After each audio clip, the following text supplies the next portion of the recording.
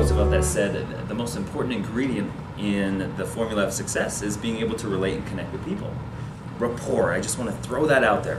What does that mean? Like what words come up? What words sort of define for you what rapport is? I mean, our ability to connect and build relationships with people could be one of the most important skills that we can learn in life. You know, because the bigger... Well, when I was 6 or 7, I can't remember the age, I would always go trick-or-treating with my older brother and sister. So we'd go around, you know, we'd go house to house to house, and about 8 houses down, there was this guy's house. His name was Jay. And Jay gave out the big candy bars. You know what I'm talking about. So, you know, you can picture me and my brother and sister just kind of walking along in our outfits, and we always get to Jay's house really excited, knock on the door, trick-or-treat. You know, Jay opens the door, he's like, hey kiddos, come on in. And he'd always invite us in and give us a little pep talk. You know what, let's see, let's look at the bag so far. Oh, this looks good, you guys are gonna have a good night, send us on our way. One year, my brother and sister, they just got to an age where they were too cool to trick-or-treat with little brother, right? So they left George on his own. And my mom, who felt bad for me, was like, I'll go with you. You know, I'll go with you.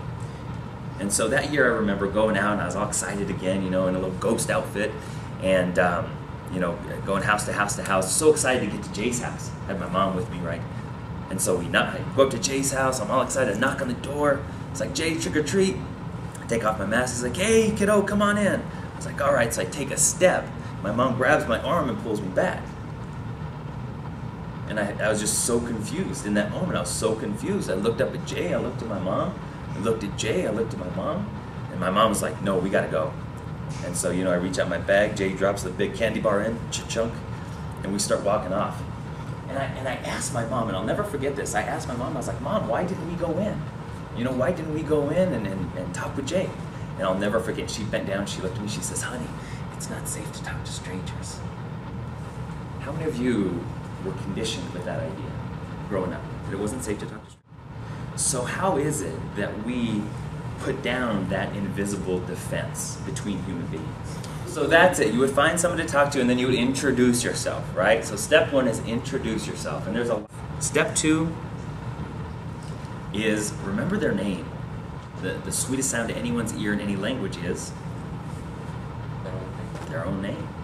Their own name. Have you ever met somebody and then you met a week later, a week or 2 later, they remembered your name, but you didn't remember theirs? Awkward. And in that moment, do they have instant connection, instant rapport with you? Absolutely. The first technique is called branding. Branding. So visual association. I met this woman named Deb. Growing up, there was a woman named Deb around the corner from me, around the block from me. And I was really good friends with her son, Mike. So in my mind, I thought, okay, I'll give this a try. In my mind, I met her, and in my mind, I created a quick picture. A lot of ways you can do it. You know, if you meet somebody named Larry, you can imagine somebody else named Larry, you know, and them giving a chest bump or a high five or a butt slap or something. Something different that will allow you to remember. It's not like, hey, you got a deal? Nice job. Right? This is step 3, is discover a commonality with them and create synchronicity.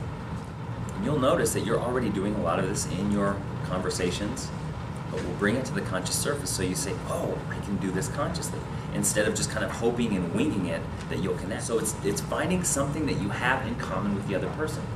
Because it's not safe to talk to strangers, but if you have something in common, what happens? Not strangers anymore. Anybody familiar with the idea of matching and mirroring? Because we like people like who? Like ourselves. Like ourselves. So I remember when I first tried this, I was sitting there in a sales call, I was like having a conversation with someone, I was too busy looking at their body posture, and you know, and she was talking to me, and she's like, so? I said, what's that?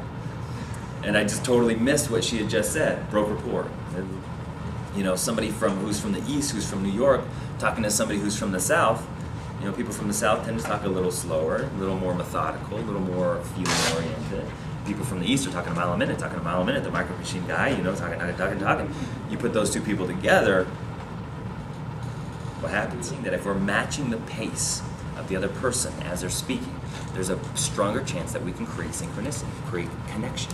And it's the little stuff. It's like chopping down a tree, right? Every nick on the tree eventually will knock down the tree. So every little thing you do in a conversation is another communicative moment to connect with that person. Oh, step number 4 is deepen the bond. Deepen the bond. What is it that people love to talk most about? People love to talk about themselves. We love to talk about ourselves.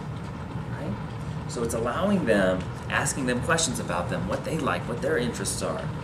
Step number 5, listen.